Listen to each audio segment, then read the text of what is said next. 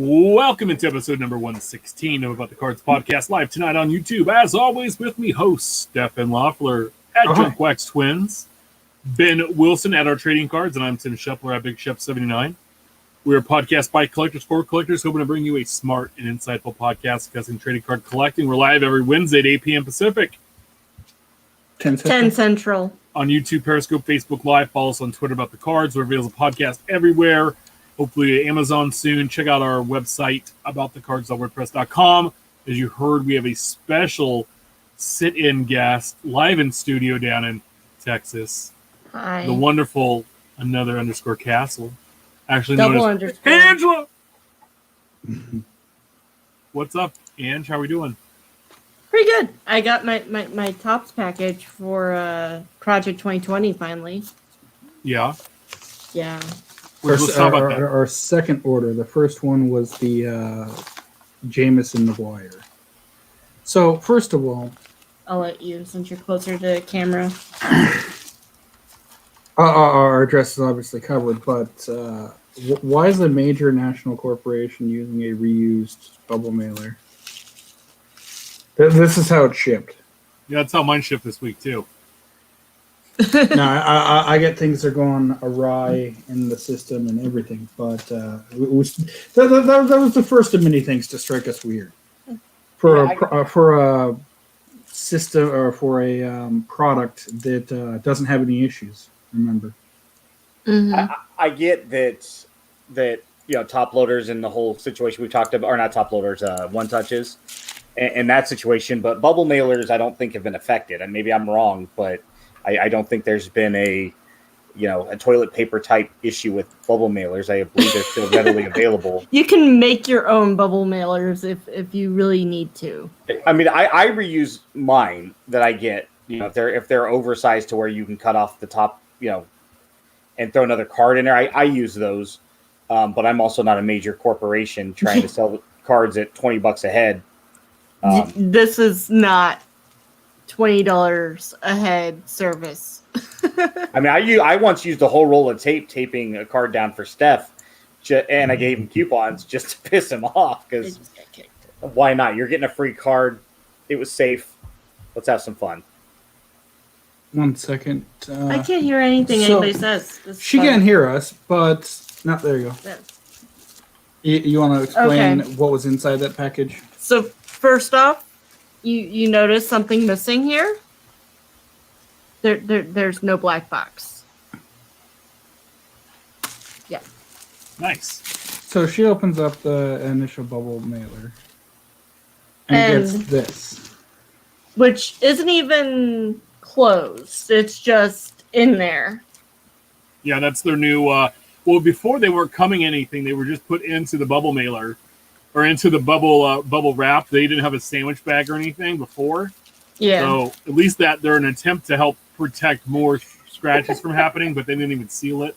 They didn't even seal it. It was a poor problem. And this is not going to show up. But speaking of their attempt to prevent maybe there it is. I see it.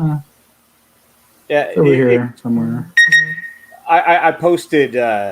I got into it with some guy that doesn't even follow me because I posted something the other day from a Cal Ripken card that somebody had posted on Facebook that had a bunch of scratches and the case was broken. And it probably shipped similar to how Steph is showing what his shipped. And the guy was like, well, you can't really blame Topps. It's like, you can't blame Topps. It's like, first off, when you're a company and you use a third-party logistic partner, Cardmundio, whoever you use, if you're a Coca-Cola, Pepsi, and you use a third-party bottler, you are still responsible because that is your brand. Anything that happens underneath you until it gets into the consumer's hands is, in fact, your responsibility. And if we're now seeing cards packed out like this, and the guy's like, well, you're just pissed off, and it's like, first off, dude, you don't know me. It's not my card. It's a Cal Ripken. I don't buy Cal Ripken cards. So it's like back the truck up. And if this was an isolated incident for Project 2020, whatever, okay, shit happens. But it's not. This is one of a laundry list. And that's why I keep saying this is an unmitigated disaster. It's one issue after another. Yeah, Topps made a lot of money off of it. A lot of people on the secondary market made a lot of money off of it. Great, good for them. The whole program has just been a fail, top to bottom. Yes. The problems with my order still continue. There is this mag touch, for lack of what I can say. It feels like it will fall apart if I blow on it too hard.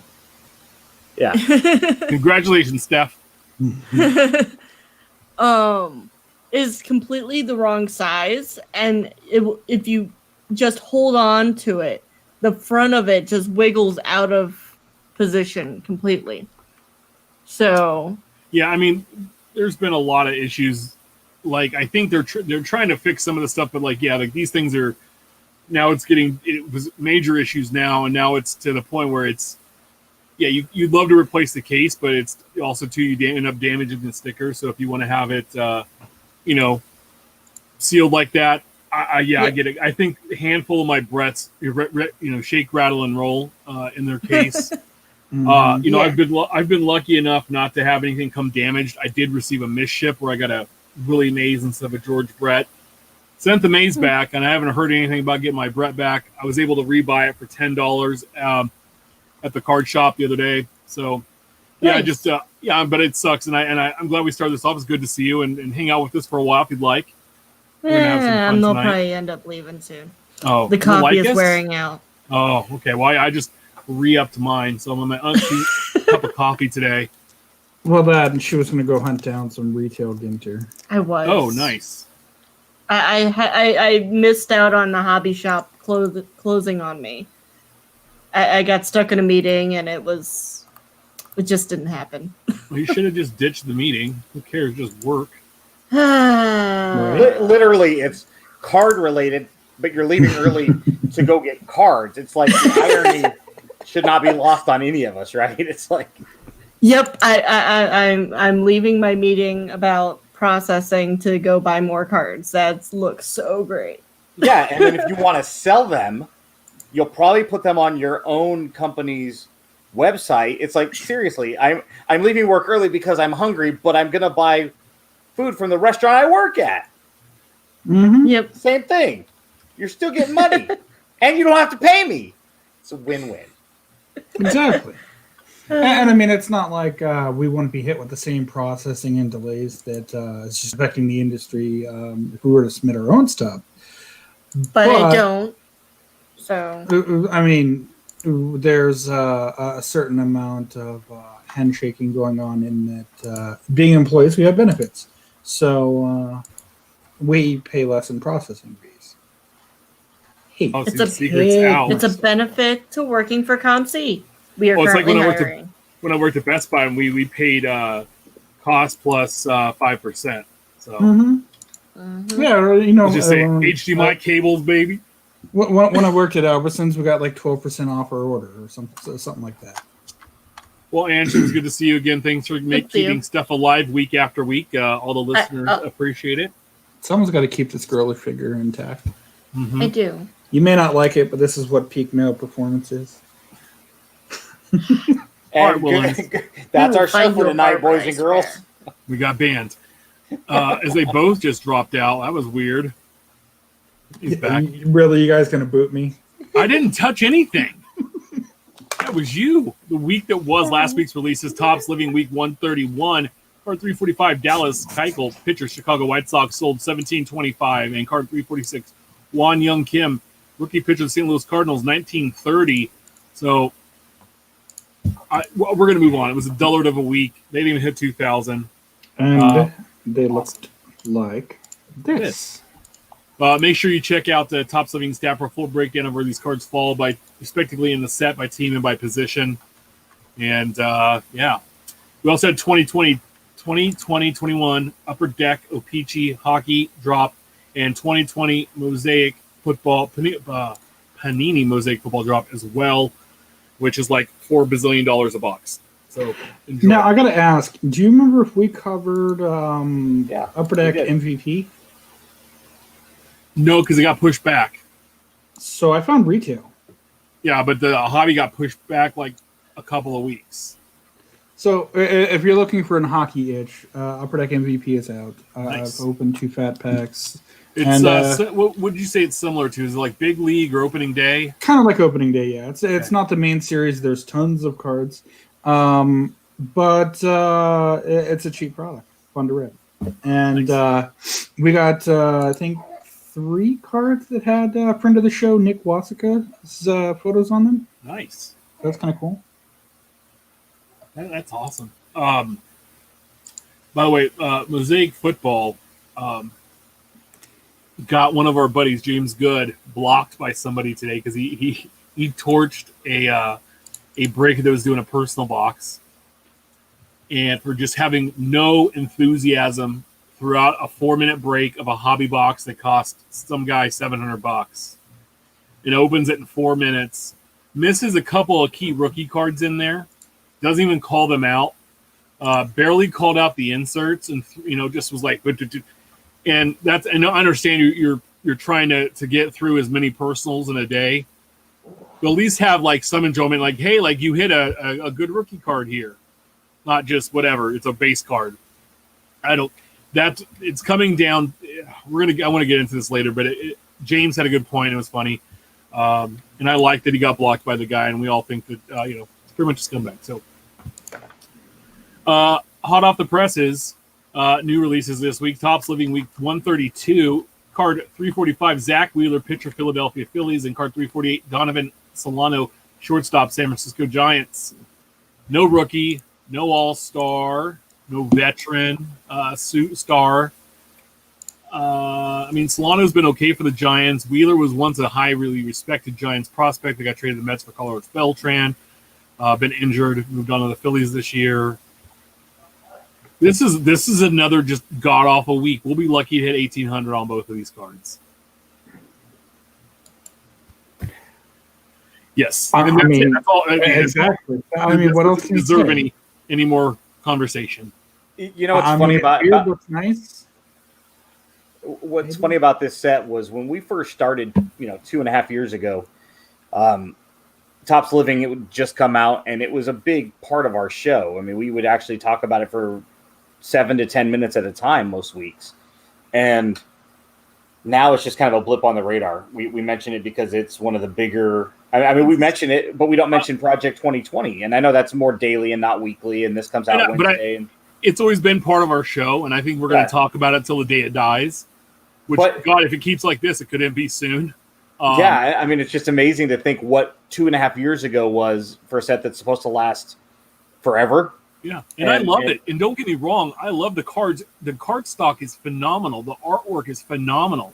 But there are guys they're missing, and they're just not doing it right. If you're going to have a Zach Wheeler, pair him with a real big star or a rookie that someone's after.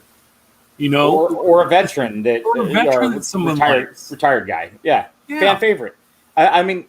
We talked about this before. The only thing that Archives does good every year, and it can be pulled away from Archives and inserted into another product, is the fan favorite autos. Mm-hmm. Because it gives you autographs of, like this year for the A's, it was Blue Moon Odom. It's Pete Incaviglia. It's just random guys from the 80s and the 90s that we all grew up. Yeah, Phil Hughes. People that only the guy and his mom care about. But then it's like, man, that guy was awesome. I mean, if we're talking Minnesota Twins, a guy like Danny Gladden, who was not a big name, but was, integral in those, the World Series for the Twins. And those are the guys, 87. Yeah. Gagne and Gaetti and guys that fans of the 80s recognize, right? There aren't people chasing autographs of Willie McGee and Willie Wilson and some of these guys. But then you're like, man, that was my dude. I'm waiting for my Julio Franco one. But, it's one of those things, like, I think that's where Living is missing the boat, is they really should be focusing on some of these guys. Come and ask us who should be the cards every 2 weeks. Julio Franco. Well, it goes back to a set that they used to have all-time fan favorites, where they would feature these guys. And I'd love to see that because I think it had a better foil logo. But 2, I like that it's at least been adapted to be featured in a set. Yeah. So we'll see how bad they do. 2020 Topps Allen and Ginter dropped today. $135 a box. An affordable box, fellas, of a good product. Not everybody loves it, but at that price point, that's a steal these days. 24 packs a box, 8 cards per pack.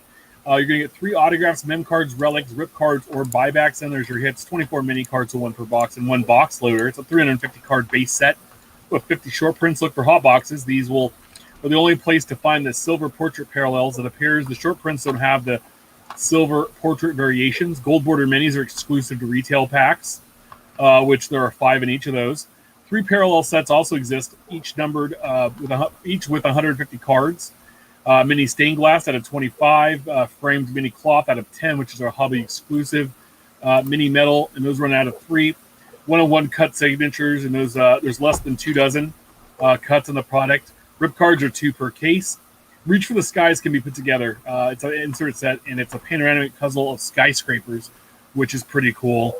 We're going to get to some of the pack-out issues later in the show.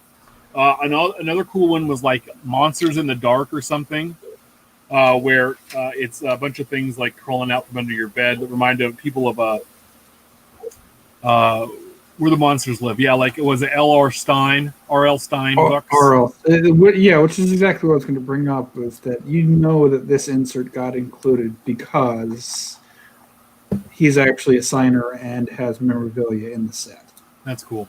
I saw the Ike button. I love it. The Eisenhower button, that was legit. An Eisenhower-Nixon campaign button. That's an awesome hit. That's why Ginter is dope. I mean, yeah, the hatred of it because, there's not enough sports players. I get it. There's other products for you. Yeah, like the other 48 that come out during the year. Choose a different one. It's better than Topps Fire. Slightly different. Oh, it's not better than Topps Fire. Did you see what I put in the YouTube chat? I said, listen, Archives is better than Gallery, which is better than A&G. That'll get you. You're wrong. 1 Million Cup says, fun fact, I've opened 7 boxes out of my sealed case. I pulled more printing plates, too, than Yordan Alvarez base rookie cards, which he pulled 1. How are you pulling 2 one-of-one printing plates out of 7 boxes and only 1 base rookie card of a guy? Now, I did a cursory review, and if anyone happens to hit them, I'm looking for the Arise and Astudillo. They have the many framed. Yes, Brent Becca pulled Arise earlier today. Brent got an Astudillo, yeah. Yeah, I think so. Yeah, so you might have to. Hey, Brent, I need to find out where I can direct deposit my paycheck next week. 1 of each, please. Baseball Brett got a card too, which is pretty cool. Almost looks like he's saying Brett. Yeah, just the handwriting. But I heard that the non-sport autos are barely 1 a case. So, there's a John Candy cut auto. Ooh. Love that. Stuart Scott cut auto. Nice. One of the nicest dudes I've met. DNA relics from like dinosaurs and fossils and stuff are in there this year.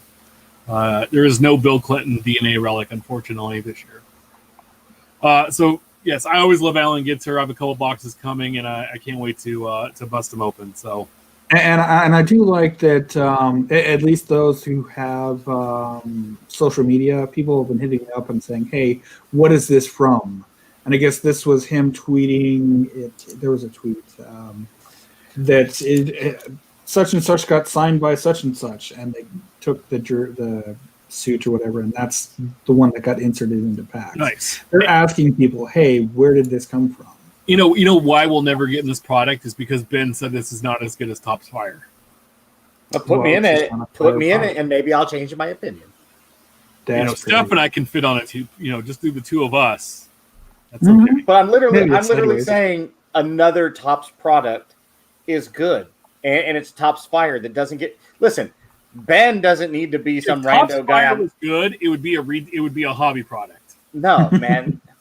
But have you seen any Topps Fire out in the wild? No, because everybody's buying it. I saw it last weekend at the Lincoln Target. Next time, I want to see you take a picture next to it, so I know that you're not full of S. Yeah, well, it's full of S. Well, I'll tell you what. Topps Fire has me as an advocate. Topps Ginter has millions of people. So in your face. Hmm. Fire needs me as much as I need fire. 2020 Topps Transcendent Baseball Captains Collection dropped today. Only $25,000 a box. 40 boxes were made. You're going to get a 54 cards in there, a 40 card base set, a 1 patch autograph, you're going to get 5 final season autograph relics, 6 captains career autographs, 1 3,000 hit autograph, 1 1993 Topps Derek Jeter rookie card autograph buyback, and 1 Derek Jeter VIP event invitation. So most of all the autographs are numbered to 3 or less. Weird because he wore 2. So like, how do you pick that up? Thanks, Topps. The only autograph that has more than 3 are the 93 Topps rookie cards, and there are 40 of those, obviously. These take an original flagship rookie card and add a signature and a special stamp, noting it's from this release. The captain's career autographs commemorate 40 of the biggest moments in his career. All those cards are framed. The final season autograph relics are 5 per box. Like I said, available with 1, 2, 3, 4, or 4 swatches, and they use a variety of pieces from a game or gear from 2014. And then every Topps Transcendent product includes the special release or the special party with big name guest. Obviously, Derek Jeter will be in attendance if they ever have this one, and no date or location has been announced.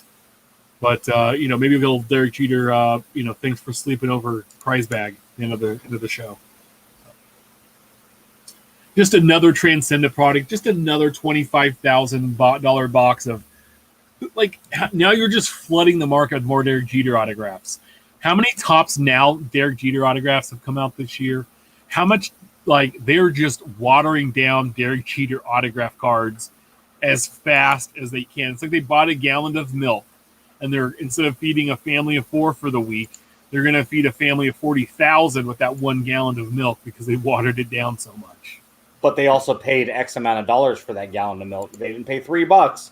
They paid Jeter God knows how much money, so they've got to get their money back. Yeah, but you know what it affects in the long run is the collector of Derek Jeter that had a card that was autographed, and now the market's flooded with them, and they're more readily available. And people, especially from this product, they're going to open it and take a big. It cracks me up when people are like, "Oh, I got this Mike Trout autograph," and it's just like, at this point, it's like, so big deal. We all could have one if we want. There's literally enough for everybody in the hobby to have one now. Maybe even a if couple. We all wanted them. Yeah, I mean, we're not being facetious when we say that. I mean, think about that. If we all wanted one Mike Trout auto, dating back to 2011, certified auto, licensed or unlicensed, we'll just put them all together, there would probably be enough for everybody in the hobby to have one or close to it. But I need 3. So I can have 3 Mike Trout autos. You could. Like you have 3 PS3s? No, and I'm so at the release price. I'm so not buying 5 PS5. That was the YouTube video that brought Stefan and I to become friends. Tim, have you ever seen it? If not, Steph will send it to you. It's a guy, the one with the bros and the controllers and the other things in the back. It's a guy when it was it PS3 or PS4? It was. He initially did 3, and then he's done 4 as well. Yeah, it's when they were like a ludicrous price, and Steph, I was like, I don't have one. And he's like, I have 3, and I'm like, why? And he shows me the video. It's just a guy talking about how he's got 3 and you don't have any. Funny. Well, it's unfortunate that you don't have any Topps Fire boxes. I have one for my kitchen. I have one for my bedroom, and I have. I go to the bathroom and I have one in my bathroom.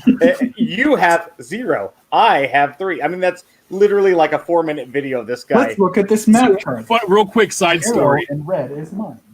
When the PS2 came out, when the PS2 came out, I had pre-ordered one at a KB store. If you guys remember KB Toys, the summer before I put $50 down. Well, I moved to San Diego in the meantime. When it came out that fall, was right about my birthday. Was right like when I was going to turn 21. I was super excited, but I was back up here, so I was going to go and pick it up. Well, my sister's boyfriend at the time said, "Hey, I'm going to sleep out in front of Target tonight because they're going to have the PS2 tomorrow morning." So I stayed out there with him. I ended up buying one there. A guy comes up as we're walking out, offers me $1,000 for mine. I said, "Well, how about this? I want to go home because I've been sleeping outside all night in a shower. Here's my ticket to KB. We called the store, verified they had it. He gave me $1,050 because he paid me $50 for what I'd pre-ordered, $1,000 for the ticket to the right to go buy the PlayStation, on top of paying the additional like $250 or whatever it was. So I got mine for free. I had a PS3 or PS2 for free, games for free, controller for free, memory card. It was awesome. It was one of my favorite birthdays. It was great. Also this week, coming out 1920 Panini Opulence basketball drops. Looks like tomorrow. That's weird. $2,800 a box, one pack per box, 7 cards per pack. You're gonna get one autograph or memorabilia booklet, and then 5 additional autographs or memorabilia cards. Hey Tim. Yeah. Check this. I figured out how to do a thing. I'm here today to talk to you about something that's almost an over my holiday season present. Now, download content from the online marketplace? The answer is, of course, yes. Wow. Dude just sitting with 3 PS3s back in the day. He talks garbage the whole time, and at the point that I had seen it, I have this cake. At the point that I had seen it, I already had one. Most households probably did have one, but this guy had 3, and just it made Steph and I unfortunately bond like brothers for life. Looking back on it, I wish I had just stuck with Facebook. Never gotten on Twitter, but here we are. God. So back to opulence. Speaking of opulence, I mean, if you have 3 PS3s, you're probably very opulent in life, right? Living that opulent lifestyle. You're gonna have a rookie patch, autograph booklets of a jumbo swatch, and an on-card autograph. The All-Star booklets and NBA Final booklets take their theme approach using for specific events. So the Finals booklet is actually pieces of jersey and swatches from the 1920 or the 2018-19 NBA Finals worn by the Toronto Raptors. Those are actually jerseys from the finals. There's also the rookie Octo signature booklets. Those are 8 autographed rookies in one booklet. And they also have a gold medal jersey autographs. And that's a piece of jersey that were worn on the USA national team. Now, you guys could have picked a better photo if you're going to use a white jersey piece. Come on. Well, I mean, so this is a piece of jersey from the USA games, right? yeah, So why are you going to use a dark blue photo when this is a white jersey swatch? because they're not, they're lazy. Thanks, Tops. It's a Panini, though. 2020 Bowman Chrome drops Friday. You have 2 versions. You have a hobby box, and that's going to run you about $267 a box, 12 packs per box, 5 cards per pack, 2 autos, 2019 Arizona Fall League Fall Stars, 1 Dawn of Glory, 4 stat trackers, and 1 Chrome Shimmer refractor. An HA box, which is the hometown advantage or home team advantage, whatever. That's $15 a box. You're going to get 3 packs with 1 card per pack, but all the cards are autographed. There's a 100-card base set, and there's also a 100-card prospect subset. 15 rookies have image variations. Not part of the base set. What? The prospect set's not part of the base set. Yeah, I said a subset. Okay, cool. Chrome prospect and rookie autographs. Chrome rookie autographs make up most of the autos, which have 7 parallels. Dawn of Glory is a new theme, and it highlights players on the verge of making the majors. Farm to Fame is another new insert. Instead of prospects, they have veterans and retired greats on card using pictures from their rookie seasons. And the base versions are case hits. And I think there's also autographed versions of those as well. The Arizona Fall League has relics in here. It's one of the only places, the only cards you're going to get with a relic in there. And those are only in hobby packs. So, It looks like there's rookie image variations as well. yeah, like I said, there are 15 of them.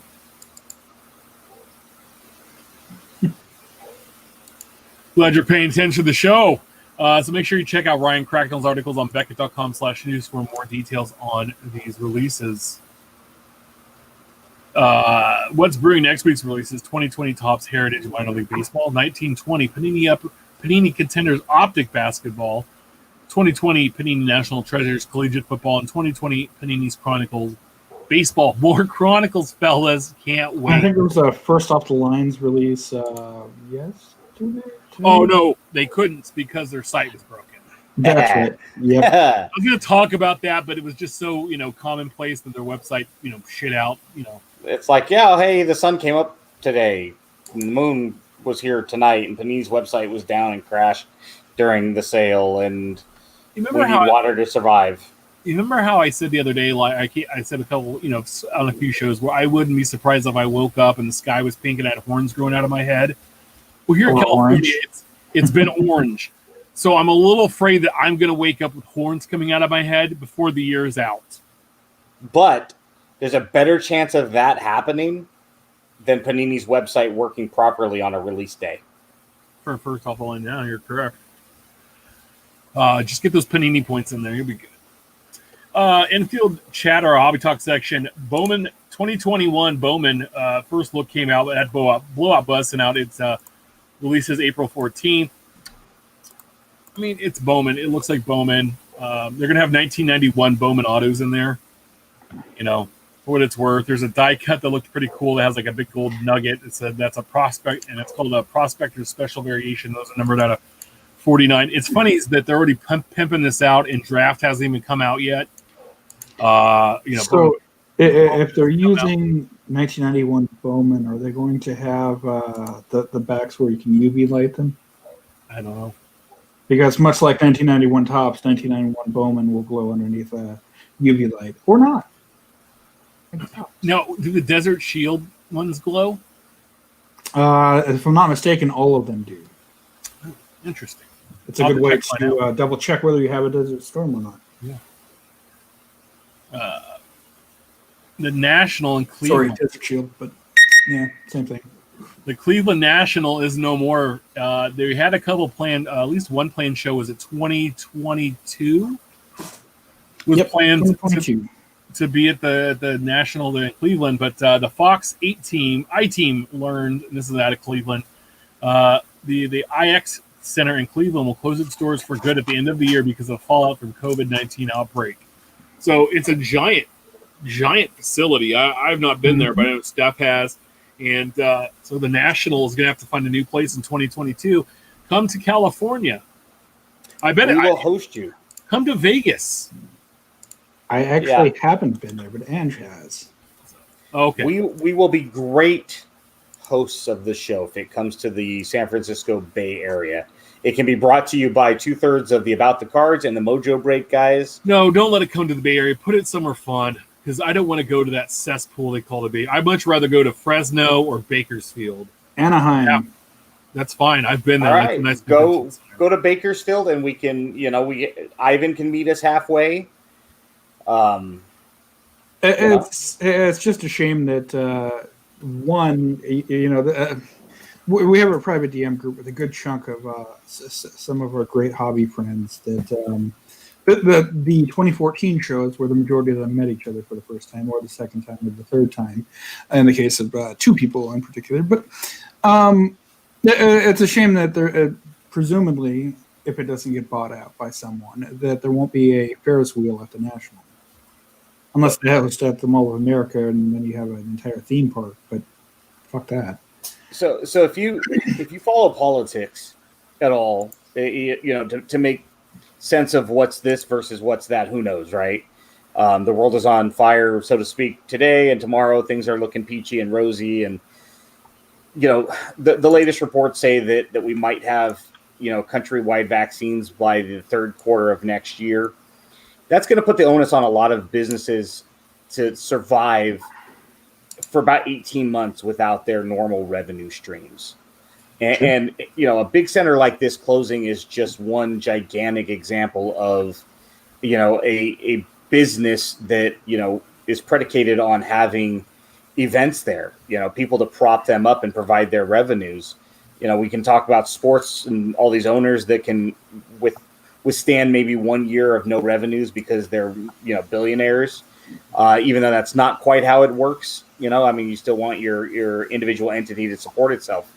But yeah, this is scary because if they're going out of business by the end of the 2020 fiscal year, and there's a chance we might not be able to open up, countrywide, go back to quote unquote normal for another 8, 9, 10 months on top of that, How do you Mhm. expect the little deli on the street corner and the donut shop to survive? Granted, it's a different business model, different consumers support it differently, and it's Well, unfortunate. with those little businesses, as long as they can have like a takeout type stuff or do delivery, They should be able to survive. they should be able to do okay if they have a good enough following.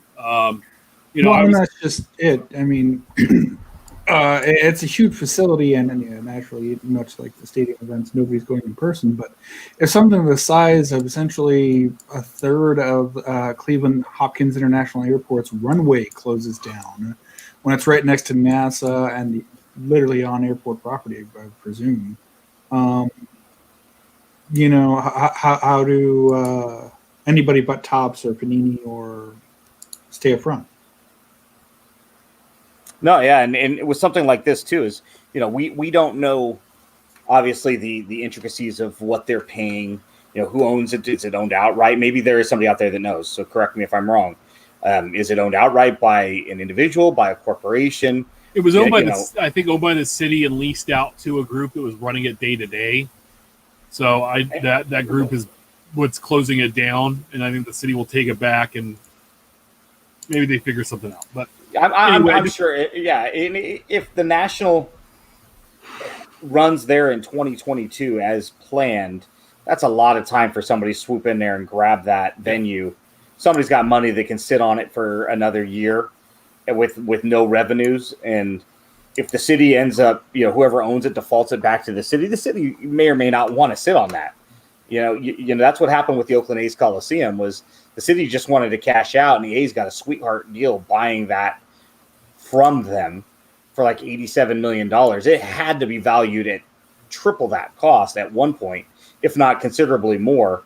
And they basically just probably 1975, potentially. I mean, but they just basically gave it to the A's for 30, 40 cents on the dollar because they just didn't want to have to deal with it, right? So who owns it now? And if it goes back to the city, maybe they're just going to be like, hey, Shep, if you got X amount of dollars, you can buy it from us.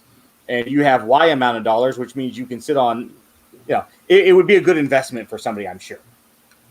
Yeah. Yes. Unlike the Oakland Coliseum. New barcodes at PSA Card tweeted out introducing PSA submission ID labels. Affix the label to the side of your package. When it arrives at PSA, the barcode will be scanned. You receive an email alert that your submission has arrived. More efficient order processing and improved customer communication. Well, if I put tracking on it, doesn't that do the same thing? Well, but I mean, we kind of use something similar at our work where, sure, tracking is nice, but just the way things work, we may not open your package the same day that it arrives. So if we scan it 2 days later, you can see, okay, 1, they got it, but 2, they're starting to work on it. But they send that out anyway, don't they, when they start your submission? They do. But the second when they scan it, they're working on it. Yeah, no. It's also grading is dumb. Someone sent. I saw a picture of a graded. I think it was a Beckett grading case. It was an upside down 1990 Fleer card. First of all, why are you grading 1990 Fleer? Second of all, the card was upside down. So actually, on that one, I looked, and the reason I sent it, and I'm sharing the picture. If you look at it, so that's Beckett, sure, and yes, it's a 1990 Fleer card. However, Edwin Nunez. Previous picture, it's a Frank Thomas with the wrong back. Oh, okay. Well, that's fine. But again, okay, whatever. But anyway, I still understand why we're going to talk about sending cards to grading later on, I guess, in the show. So I don't want to ruin my information, my opinion on that. Gary V is going to be on GMA, so it's Good Morning America. The Gary V team tweeted out this week, big news. Gary V is going to be answering your questions live on GMA this Friday. Hope to see you all there. So Good Morning America is going to get some Gary G. Jerry. Oh, good Lord. Gary V. Love. V. There we go. Love. So his name is Gary V. Allegedly. Yes. To hear Tim say it though, it's Gary not. Vander. Yeah. Maybe he can address why sneakerheads are fleeing to Tops and Panini. Maybe. Maybe Yeah, I don't. there's a lot of questions I would love to ask him, but he's got better lawyers than I do. Archive Snapshots is dropping. Our buddy Val over at NASCAR Radio tweeted out. This just in 2020 Topps Archive Snapshots is coming to the Topps.com site. The 582 Montgomery Club members get access to an exclusive pre-sale on the product Thursday. I'm not a fan of this. It's stupid. I did. I have one or two in my collection. I do like the thicker cardstock, but yeah, no, there's no reason for this product to exist. It's a really nice product. It really is, but it's completely unnecessary. But I'm pretty sure those boxes will be $10,000 before the week's out. Especially this Most Wanted. We had Steel City Trading Cards tweet out that they're rolling out a brand new system for you to sell our most wanted items and earn bonus points with them as well. They have a whole website, and I know Blowout does this, but they have a whole website dedicated to what they're looking for and how much they're willing to pay for those boxes. And you can click on it. I played around with it. It's pretty smart and interactive. I mean, it gives you price, and you log in, and then you set it up to sell it to them directly. And I would say the prices are pretty good on there for what they're offering and for what's out there. So like the Ben Baller box of Chrome 650, I think Finest Flashbacks was 400. That's come down a little bit, but it's interesting to see some of the stuff they're going after. They were looking for some score box of football, which was interesting. So check out the Steel City Collectibles site if you have some boxes of some higher end stuff or like the online exclusives. They are looking to pick those up. Interesting. It's brilliant especially if you have some of the stuff sold on the back end. I mean, you mentioned the score box. Why would they want that? Well, what if they have a buyer that went to them and said, "Hey, we'll give you a 15% premium to get this at X dollars," right? So they knock, they factor that into their price, and then, we end up having a random box and we go sell it to them, and then their buyer. I mean, that's how business works. If you can pre-sell it before you have it, you just got to be careful. Otherwise, you see the disaster of Project 2020 at its best. Yeah. So I was curious. I went with the highest price, and these, if you actually had them, were what you could get your bang for the buck, so to speak. Transcendent, Panini Certified Football, Bowman, obviously, and Collegiate. So no single boxes, but cases, if you have them. Yeah. Because I bought like 4 cases of Transcendent Tennis. Yeah, because you got to like that. This came from our buddy Mike Summer. It's a Dr. Beckett snippet from 1992. A reminder, Dr. Beckett's opening letter of the September 92 issue of Beckett Baseball Card Monthly that we would benefit greatly from taking to heart today. It says, in the 1980s, when cards were going up, they kept going up. But that was the 80s. The sports card hobby, like other hobbies, runs in cycles. For those who dove into sports cards during the late 80s, a harsh dose of reality is being administered by forces far bigger than our price guides. Also, in past years, upward arrows and price guides were translated by hobbyists to mean that prices were going up. Now, the downward arrows are interpreted to mean the prices are going down. Not necessarily so. Today, we are witnessing the maturation of our hobby, of our industry. A more mature industry means dealers and hobbyists must grasp a better understanding of the marketplace and our efforts to report that marketplace.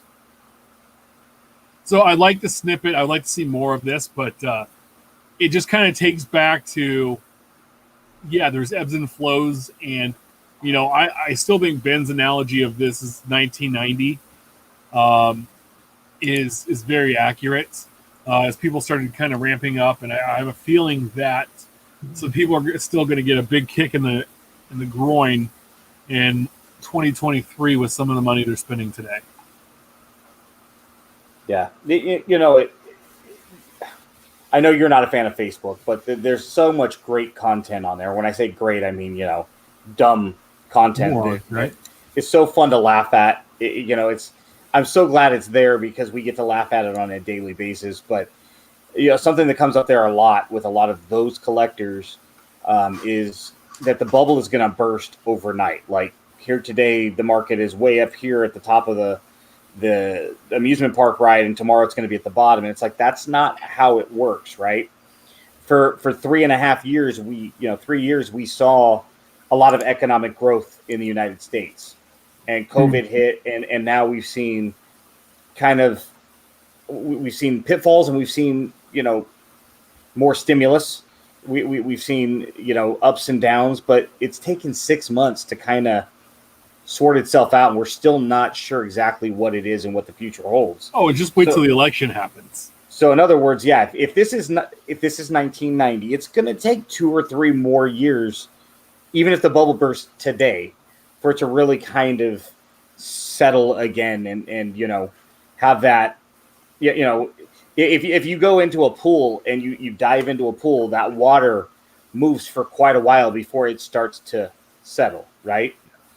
And that's not going to happen as quick as it would in water. It's going to take 2 or 3 years. And that's why the peak, I think, was 1990-ish, 1991. And it took till 93 or 94 for it really to start to settle. Plus, I mean, you hit a brick wall with the strike as well. Which we're going to have this year. It's funny because Donruss came out this last week, and I went to look to pick up a Joe Burrow rookie card because I have the Topps #1 overall picks all the way back to Bradshaw. And so I've picked up the Donruss version since Topps stopped making football. You know what a Donruss rated rookie Joe Burrow card goes for right now? $2. $6. $50. I win because I was closer. I don't know what I won. I picked up a Kyler Murray last year for like $4, $5. And I was like, damn, I overpaid a little bit for it, but I was like, whatever. I was astounded. And then like even Justin Herbert, his are like 15 and 2 was like 55. He's not even starting. I was like, I'll wait. I'm good. Oh yeah, this is something where I don't even know if you're buying at the height of the bell curve. You're buying in the stratosphere. I just bought it. I just looked the week it came out just to see like what it was. I was amazed. I would have maybe paid $10 for it, right? In the world that we live in today, knowing card prices, I would have been okay spending $10. 20, I would have been like, 50. I fell out of my chair. Right? It's Donruss. It really is amazing. It's gonna be at the dollar store. Yeah, if you're a Bengals fan right now and that's your guy and you're gonna PC him because he's your 15-year quarterback, cool. Put it on your list of things you're gonna need to buy next year. And God forbid, hey, maybe it goes up and you got to pay $100, but at that point, aren't you just mincing? I mean, you're just. I'd rather pay today's price for an established player than pay 2 years ago price for, again, a Joey Bart, right?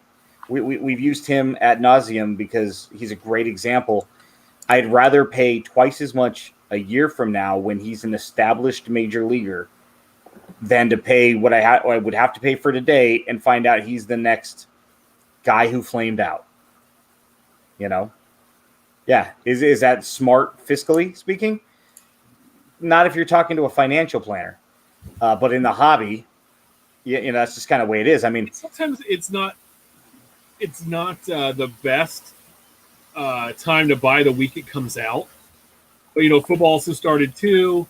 There's a lot of things going into it, but still, like that doesn't make any sense of why it's $50. Man, they're gonna have factory sets made of this stuff that you're gonna be able to pick up at hopefully pick up at a Target or Walmart or whatever, right? Mm-hmm. So I don't know. I see that someone's just hanging out in our chat. What's up, Breaks? I see someone's also just copying what he's saying, so I love that too.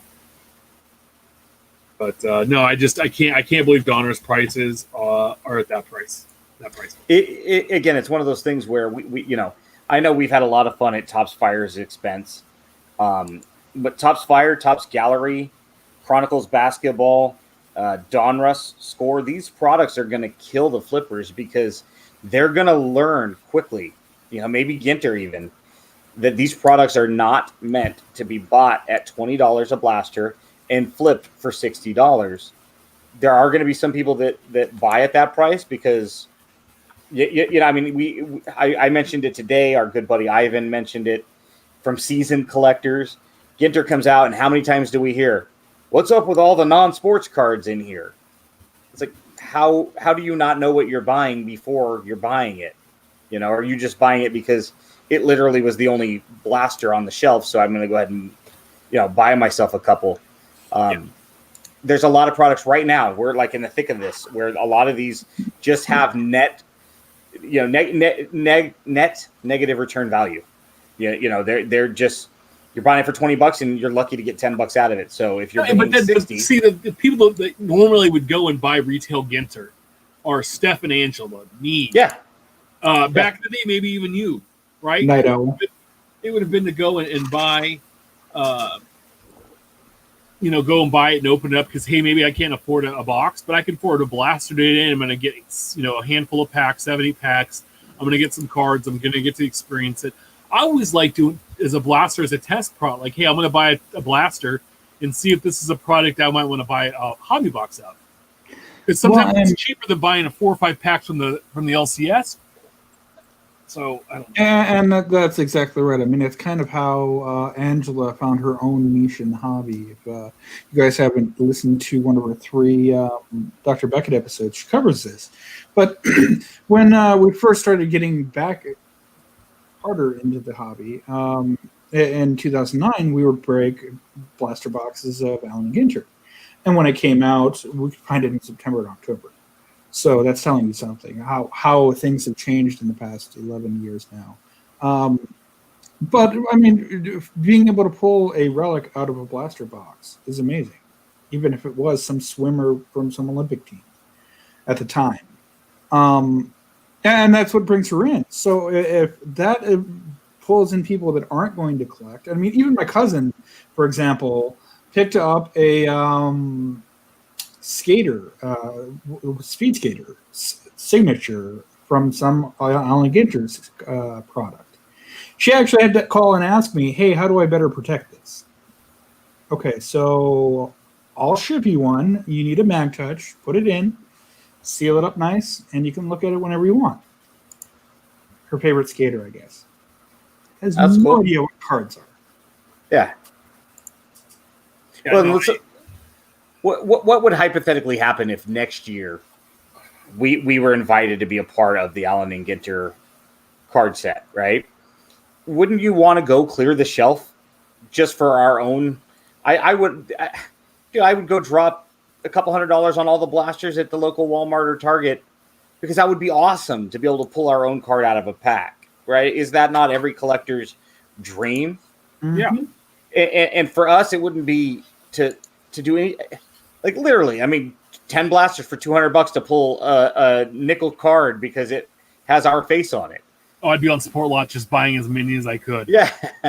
No, that would be awesome. And I'm sure we have a lot of friends and listeners that would get a kick out of that too. Just like when we had Mike Oz in the set and it's like, oh, we kind of know Mike a little bit. And, our good buddy Ben Aguirre and Mike are good friends. And it's neat. That's what is neat about Allen and Ginter. I like, it is. And Watch the Brick says, address its Donners in the context of the $600 Patrick Mahomes rated rookie. Yeah, I can't. So was it last fall, December-ish, January-ish? They had all those packs that were always flooding big lots. Mm-hmm. And I found a bunch of 17 Donruss fat packs there. And I would pull the Mahomes rookie out of that. And it was like $40 at the, 30 or $40 at the time, right? But again, he'd won the MVP in 18. The Chiefs were doing well. Then of going to win the Super Bowl, it was like $100 card. Well, okay. Joe Montana's Topps rookie card was always around that, $100 or $200 price point when he was being a stud. But the fact that it went up to $600 and it's Donruss, to me, makes me go, I should sell this bitch and go buy one in 10 years from now.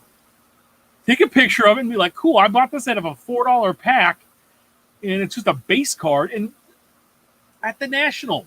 Even last year, they were selling the factory set for like $55, $60. So if you pulled just the Mahomes out of it, not even counting Deshaun Watson, the rest of the shit and sold that card. The rest of the set was free. So it's amazing to me. I don't know. Here is a BGS BS story. So this came via Throwback Cards. It involves him and I think at Steve Loft. I'm not 100% sure, but from the context I can get. For what it's worth, that's not me. My name isn't Steve, and there's it's Stephanie LaFontina. So just real quick, I'm going to kind of read the story, and then we're going to get into the tweets they put out. He had a 1920 Prism RJ Barrett Fast Break Purple Disco numbered out of 75. It's the most expensive raw card or ungraded card he's ever purchased. After taxes, he paid $305 for the card shipped. He's a huge RJ Barrett guy, which is awesome. Cool. Buy your dude. Outstanding. He was eager to have the card slabbed. I subbed with a good friend who was sending a 93 Upper Deck SP Jeter to Beckett Grading Service on a 5-day submission. A 5-day with insurance to BGS cost ended up adding $67 to his price. It was up to $372. At some point in the grading process, my friend was called by a BGS rep, regional manager Charles Stabble. And Charles stated our box with the 2 cards were damaged. The cards were bowed, bent, and or creased. Charles, and by proxy, BGS claimed the damage was on USPS. The box was crushed and the cards were subsequently damaged. But here's the thing. Charles or BGS did not provide pictures of the damaged box. I imagine if this is a rare incident occurs, it's incumbent upon BGS or any grading company to prove the fault lies with the carrier and not with them. A picture of the crushed box would go a long way to proving this to a customer.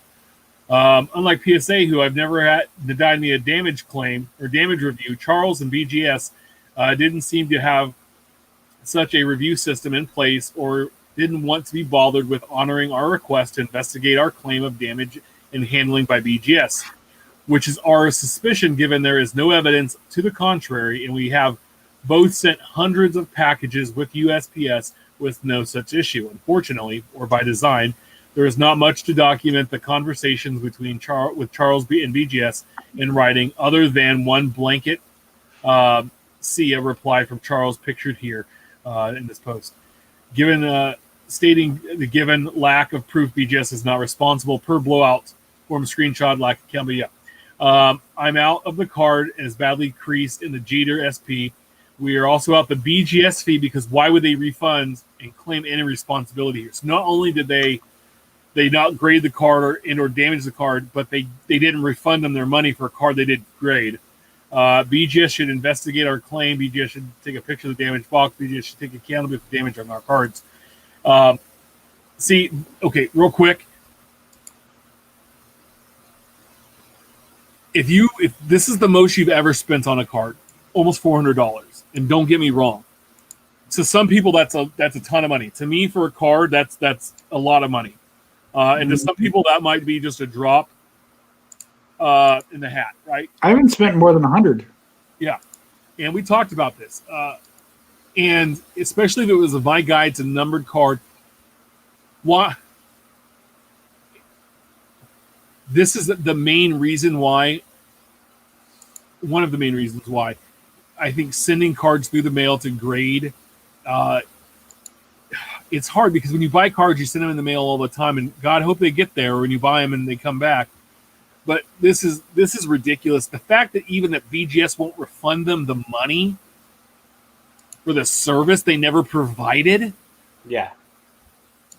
Transaction that never took place. So Steve Loft updated here. BGS Charles have no visible evidence the package was damaged.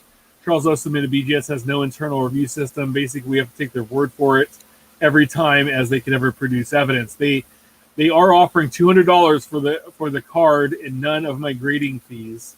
I'm out $370 with grading.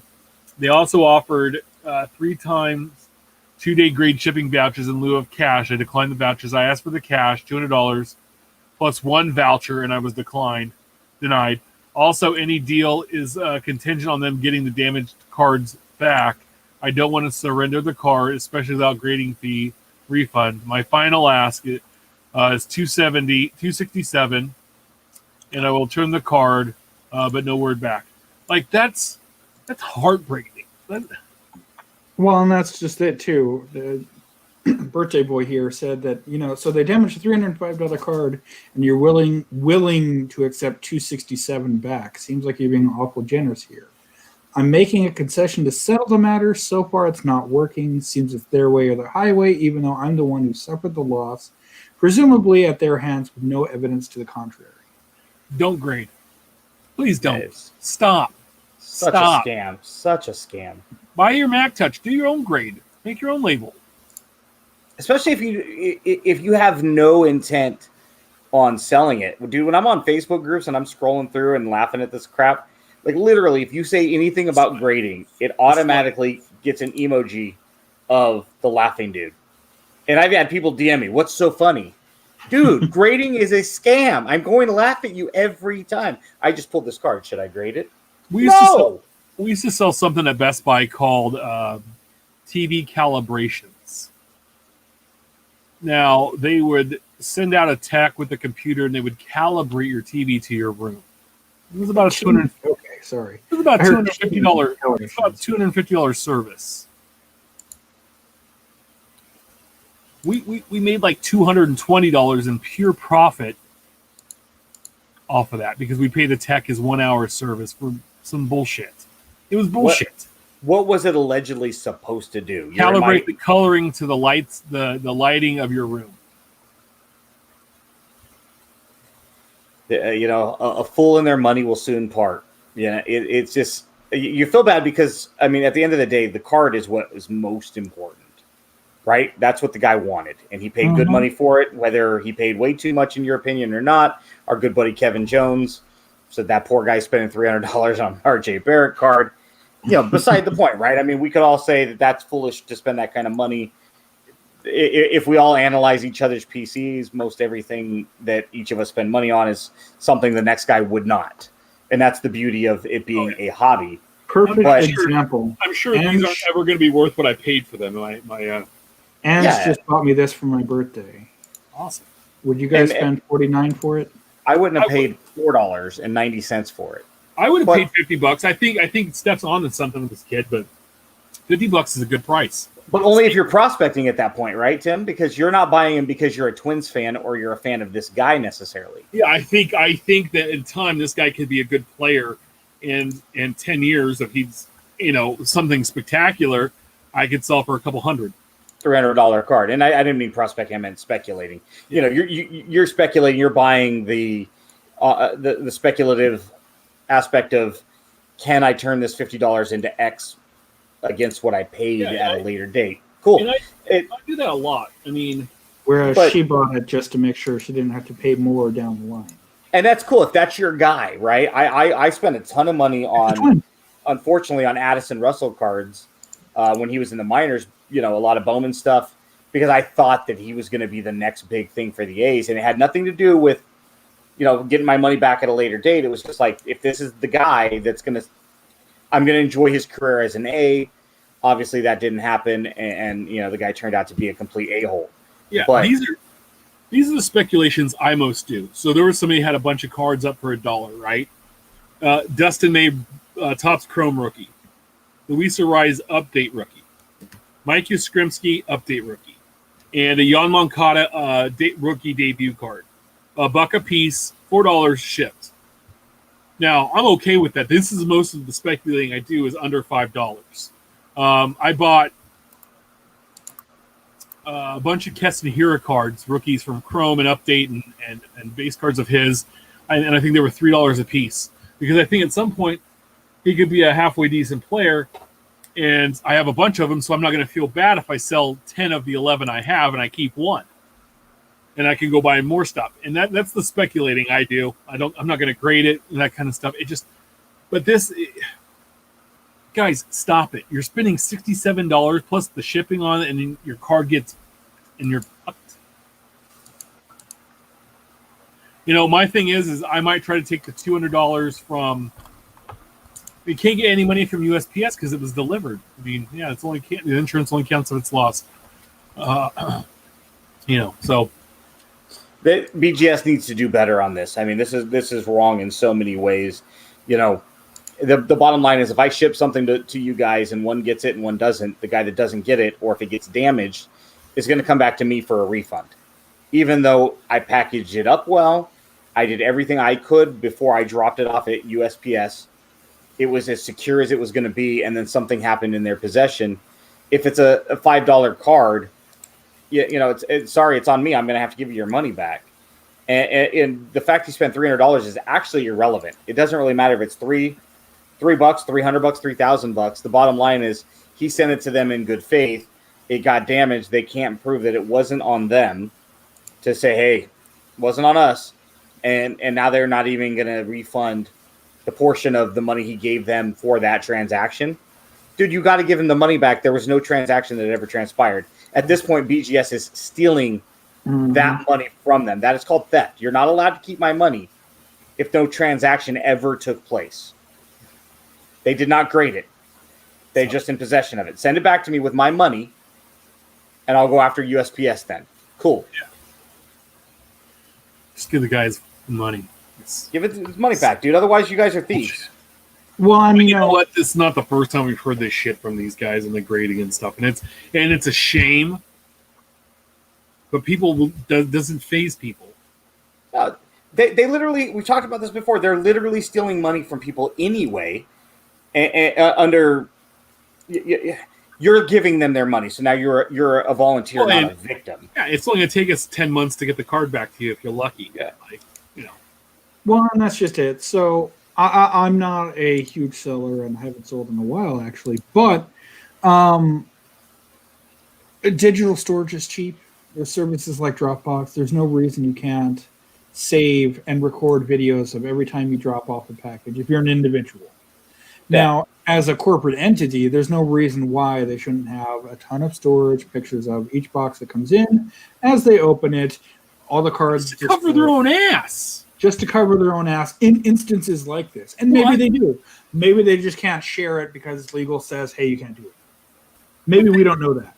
Yeah, but if that's the truth, then why wouldn't you, when the guys, you know, there's a claim? At this point, you would at least try to acknowledge that, hey, look, we have proof that it came from UPS damaged. Here's your money back as far as grading. You can resolve it however. Yeah, because then he'd have to go after him for at that point, what, you know, $300 or something, $200 for the actual card. And, you know, and literally our buddy James was the one that you'd reference. It said that you're being awful generous. This guy's happy birthday, James. Happy birthday, James. He's a lawyer, and he's literally, you know, and he had said this before. Like, you have an IP issue, go to Paul Esco. If you know you get caught in the middle of the night with a lady of the night on the side of the road after work and you're drunk, you call me. You know, this is the kind of case that a guy like James would take and run with, and when. You know, spend $301 to win $300 just to give him a giant FU. Well, my thing is, I have a TikTok addiction, and I was watching it, and there's this guy's a home inspector. No, I'm serious. There's certain things I watch for. They're on there. There's a couple guys restoring cars that are cool, but this guy's a home inspector, and I'm getting my roof done, and I'm doing some remodeling in the house, so it's kind of caught my fancy following this guy. He's in Tennessee, and he wears a body cam whenever he does a home inspection, right? Mm-hmm. Sure. Well, the other day, he found a hole in the top of this person's roof that was selling the house. The seller said, "You put that hole there. You fell through our roof." So he had to go back and say, "No, I didn't." And they said, "Yes, you did. You damaged our home. You owe us XYZ." So yeah, I am a 13-year-old girl. So he went to the buyer and said, "Hey, can I share my photos and my body cam video of this back to the seller?" To show them that it was there. And it was. Like, he walks up, and you see him walk up, and he points to the hole even before he's there, and it's like, dude, like... Well, it's like, cover your own ass. This is independent. Like that, or in our case, when we got rear-ended, and the courts decided that we were 40% at fault for getting hit from behind. You bet your ass after that lawsuit, we went on and bought dash cam front and back to record video. Never had to use it, But if that happens again, we'll have full video of, yes, we were stopped. We were not moving. Yes, we got hit from behind. Yeah. Cover No, your it's ass. crazy. So I want to get to the Allen and Ginter pack out issue. So Brent Becca put out a lot about this, and some of this stuff's from a couple of yesterday, some's from today. We're going to get to more of it, but he said early reports of Ginter coalition issues similar to Stadium Club Archive Series 2 exist again. Reports of base inserts and SPs being out of whack. Also, some very odd pack out issues early on. Stained glass minis appear not to be packed out as they're supposed to fall one every 2.33 cases, and none have been reported from packs from mine from a rip card. Other, let's see, more rare things are falling in clusters. Either they don't hit, or they hit in bunches. We shall see over the weekend. The Ginter code's coming back, so that's cool. Follow the Ginter code for clues. Topps came out and said today, update 2020 Topps Allen and Ginter product production air. All stained glass minis were inserted into the box loader rip cards, just not the stained glass mini exclusives. Therefore, no stained glass minis will be found in packs of Allen and Ginter. Thank you and happy collecting. That's like saying, hey, I shot your mom. She did. But hey, thanks for being my friend. Yeah. They also followed up with, update, due to a printing error, none of the Serengeti sight box loaders were made. Collectors will find the insert set in packs in all SKUs. So am I understanding this correctly, or is it just late at night? There are no stained glass cards this year. They are. They're but all they're in the box top, the box loaders that have that are rips. So they're just going to be more expensive now then. Yeah. Oh, okay, thanks. So I love that on the initial reply, our buddy Eric. Yeah. Where are the 2018 Wood Minis? Still I just want to yell at him, just like, where are the turtles? By Michael Scott. Where are the Wood Minis? If there's ever a national again, that's exactly what we're going to do. I'll dress up like Michael Scott. One of you guys can dress up like Dwight Schrute, and we'll just scream, where are the Wood Minis? Yeah, we'll have to do that at the Q&A. If Tim's allowed in. That's what Clay will say. He's like, we're not calling on those guys. Whoa, no. He's not allowed in. I have a goatee now. It's a different one. It is. Okay. It really pisses me off. I mean, this is one of the most popular. There's a lot of mini collectors, right? That's like some guys just collect the minis out of this and build the set. And the fact that you can't get out of a pack now, and it's only so if you go to the LCS, the box toppers are usually gone because the shop's going to open them or sell them or do whatever they want with them. Not a big deal. At least it's not like the year they inserted them was 2013. They inserted some exclusive cards in the box lids. In the box lids, yep. Yeah, we won't talk about how I yelled at Ben during he was doing a break for a card shop here. I'm like, hey, cut into the box lid, dummy. There's cards in the top, dummy. And he's like, oh, I don't know what you mean. And the best story is that Dan Anderson from Mojo Break actually hopped in a dumpster to go get all of their boxes out to go get the cards. That's dedication, though. That's customer service. Hey, Dumpster Diving Dan is what I called him for a long time. And on the off chance that they were in there, it was worth his time and effort. oh, hell yeah. Because how many of those got thrown away? Oh, he just went to his house and opened them. Are we sure that the Wood Minis weren't in the 2018 boxes when those boxes are long gone? So everybody, 100% of them got thrown away. Yeah. How do we know? There's somebody out there that's got a 2018 box on his shelf. He's grabbing it now, opening it up. Someone someday is going to eventually open up a case, and every single card is going to be a Wood Mini. Yeah. Like the entire, a whole box. Our last thing tonight, I like this. This came from at Bren Stern. Comparing teammates, Eloy Jimenez leads Luis Robert in every stat except for one, and yet his Topps base rookie is a third of the cost. They are also the same age. Am I missing something?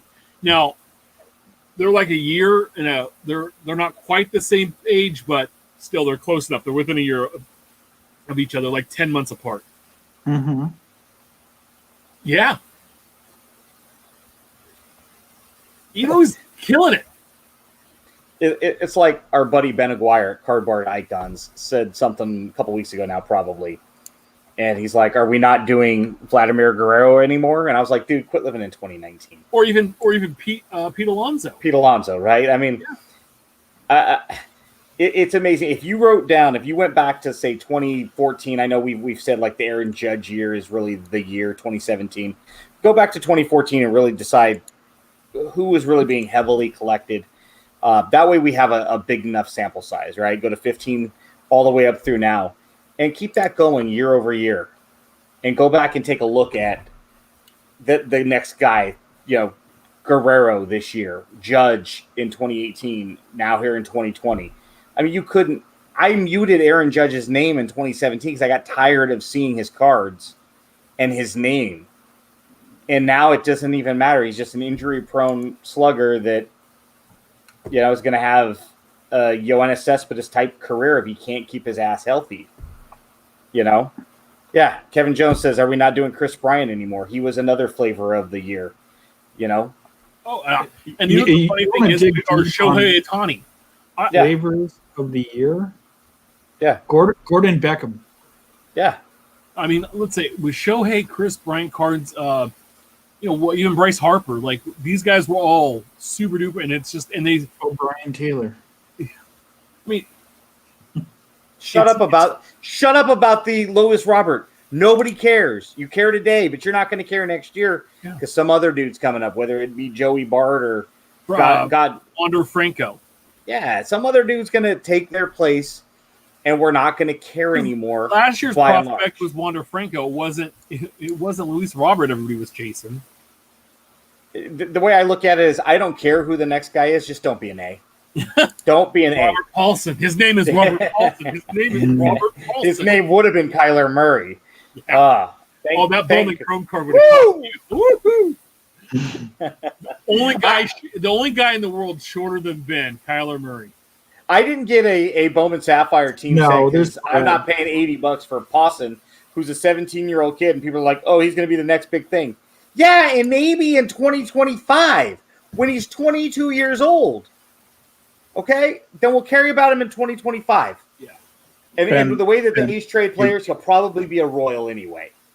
Ben, you're doing it wrong. You have to buy Team USA product. That way you get the 12U guys so that when they're drafted in 6 years from now, and once they actually get pulled up to the majors 3-4 years after that, we're talking a decade out.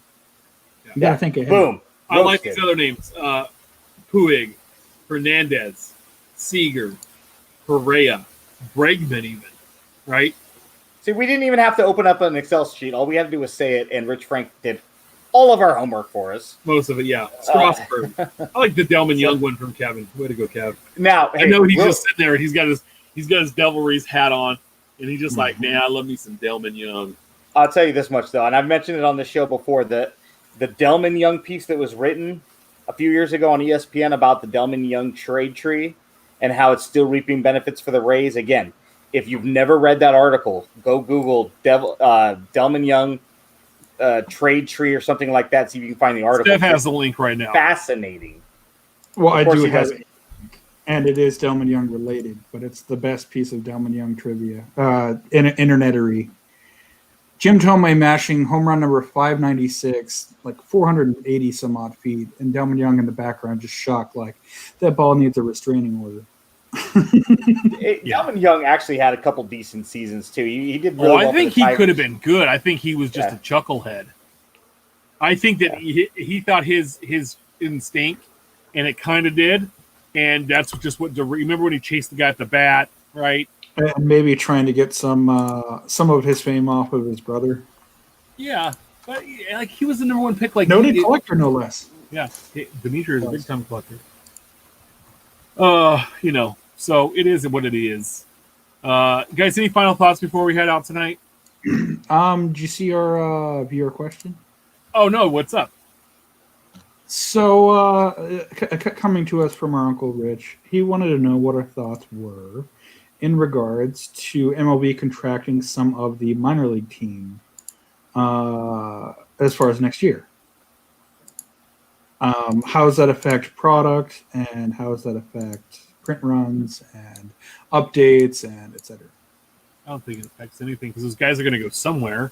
It's not Yeah. the top guys that are going to be affected. It's the 25, 26-year-olds that are hanging around that are going to have to, go out and sell insurance. It's a Jameson Tyons that had been a number 2 overall pick and fizzled out. It's going to be the Appels of the, it's going to be the Seth Browns. The guys that are 28 years old that are, good enough, would be good enough to be on a major league roster if there were 35 teams in the league, but aren't quite as good when there's only 30. For example, a good one there. The Cubs guy who threw a no-hitter the other day. Yeah, Alex Mills or Mills. Yeah. It's one of those things that if you took the top, I don't know how many minor league teams there are, but if every team just got 3, just single A, double A, triple A, there's no high A, there's no, if you contracted those down to just 1, right? Sorry, you get 35 minor leaguers, just like this alternate site, right? Every team gets 60 players, period. 261 teams. Okay, so let's put that down to 60 teams now. Everybody gets younger guys and more advanced guys. You get 60 minor leaguers, period. 25 on the major league roster, 26 on the roster. That's it. You get less than 100 guys in your system. They're all going to be really good players. I have no problem with that at all. It's not going to affect any of the products because you're just going to see more of that group of players, and you're not going to see a bunch of these guys that, 40 round. You won't see any more Piazzas, I suppose, right? Yeah. Well, they already dropped the draft this last year was 5 rounds, right? So, yeah. Were you showing that Brent hit 4 super rare insert memorabilia cards, relic cards, out of 1 case? Yep, case 11. I'll pull it right back up here. He had like 2 fossils and 2 of the buttons. Like, top man, what's going down? I guess they're not getting enough Dr. Pepper over at the old PACAP plant because somebody dumped it up. Or they're mixing their Dr. Pepper with some Jack. Which is good, by the way. Dr. Daniels. That's tasty. Pepper Jack. Oh, you Pepper Jack? I nicknamed it Dr. Daniels. Heather had that the other night. She ran out of Coke, and so she threw a Dr. Pepper in there. And she goes, "This is better." Yeah, it is. I called it Dr. Daniels because it helped me get through. It was my therapist. I'm going to go see Dr. Daniels.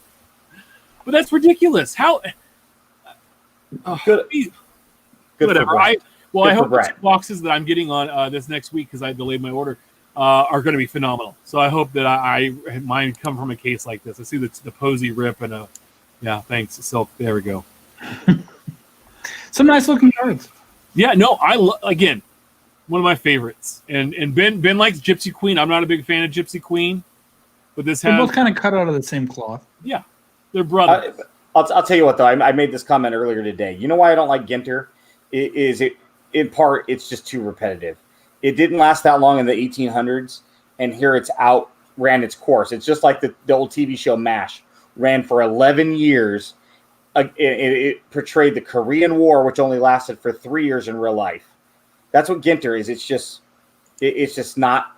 And you can say the same for Gypsy Queen. It's not different enough year over year. That's like AP Bio. It's been the same class for 3 seasons, and it's only been like 1 semester in the school.